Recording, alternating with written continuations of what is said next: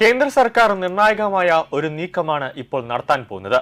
അതായത് പശ്ചിമേഷ്യൻ സംഘർഷങ്ങളുടെ പശ്ചാത്തലത്തിൽ കേന്ദ്ര സർക്കാർ ഇന്ധന ഇറക്കുമതി നിർത്താനുള്ള ഒരു നീക്കമാണ് ഇപ്പോൾ ആസൂത്രണം ചെയ്യുന്നത്. ഇന്ത്യയെ സംബന്ധിച്ചിടത്തോളം ആജീവനാന്തം എല്ലാ കാലത്തും ഇങ്ങനെ മറ്റ് രാജ്യങ്ങളിൽ നിന്നുള്ള ഇന്ധനങ്ങളെ ആശ്രയിച്ചിരിക്കുക എന്നുള്ളത് ഇന്ത്യയെ സംബന്ധിച്ചിടത്തോളം അത്ര നല്ലതല്ല. അതാണ് കേന്ദ്ര സർക്കാരിന്റെ ഇപ്പോഴത്തെ പ്രധാന ലക്ഷ്യം. അങ്ങനെ പടിപടിയായി കുറയ്ക്കാനുള്ള ഒരു നീക്കമാണ് നടത്തുന്നത്.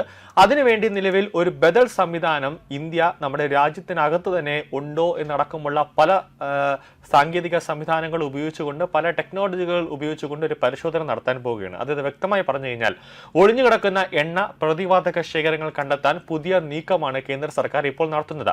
ഇതിനായി പഴയകാല ഭൗമശാസ്ത്ര ഡേറ്റകൾ അത്യാധുനിക സാങ്കേതിക വിദ്യയുടെ സഹായത്തോടെ വീണ്ടും പരിശോധിക്കാനാണ് തീരുമാനം. രാജ്യത്ത് എണ്ണ പരിവേഷണം ഊർജിതമാക്കുന്നതിന്റെ ഭാഗമായാണ് ഈ നീക്കം ഇപ്പോൾ ഉണ്ടായിരിക്കുന്നത്. പഴയ സീമിക് ഡേറ്റകൾ പുനഃപരിശോധിക്കാനും രാജ്യത്തെ വിവിധ ഭാഗങ്ങളിൽ പുതിയ 3D സീമിക് സർവേകൾ നടത്താനുമാണ് ആലോചന. ഊർജ്ജ മേഖലയിൽ രാജ്യത്തിന്റെ സുരക്ഷ ഉറപ്പാക്കാനും ഇറക്കുമതിയെ ആശ്രയിക്കുന്നത് കുറയ്ക്കാനുമാണ് ഈ പദ്ധതി. പെട്രോളിയം മന്ത്രാലയത്തിന്റെ സാങ്കേതിക ഭാഗമായ directorate general of hydro carbons ആണ് ഈ ഒരു പ്രവർത്തനം ഏകോപിപ്പിക്കുന്നത്.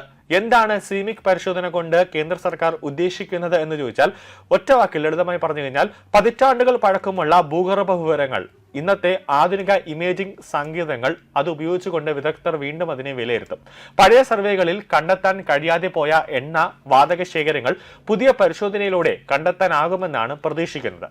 സീമിക് സർവേകളെ മെഡിക്കൽ സ്കാനിങ്ങിനോട് ഉപമിക്കുന്നുണ്ട്. കൂടാതെ ശബ്ദ തരംഗങ്ങൾ ഭൂമിക്കടിയിലേക്ക് കടത്തിവിട്ട് അവ പ്രതിഫലിച്ച് വരുന്നതിന്റെ അടിസ്ഥാനത്തിലാണ് ഭൂമിക്കടിയിൽ എന്താണ് ഉള്ളതെന്ന് മനസ്സിലാക്കുന്നത്. എണ്ണ കമ്പനികൾ എവിടെ കുടിക്കണമെന്ന് തീരുമാനിക്കുന്നത് ഇത്തരം സർവേകളുടെ അടിസ്ഥാനത്തിലാണ്.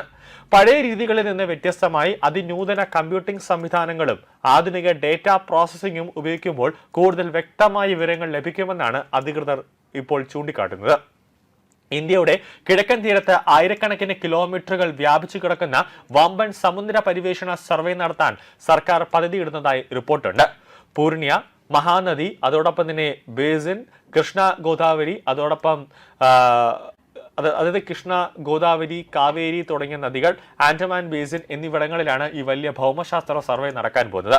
കടലിനടിയിൽ വാണിജ്യാടിസ്ഥാനത്തിൽ എണ്ണയോ പ്രകൃതിവാതകമോ ഉണ്ടോ എന്ന് കണ്ടെത്താൻ പ്രത്യേക സർവേ കമ്പനികളെയാണ് ഇതിനായി സർക്കാർ നിയോഗിക്കാൻ പോകുന്നത്. ഇന്ത്യയുടെ പ്രധാന ലക്ഷ്യം എന്താണ്?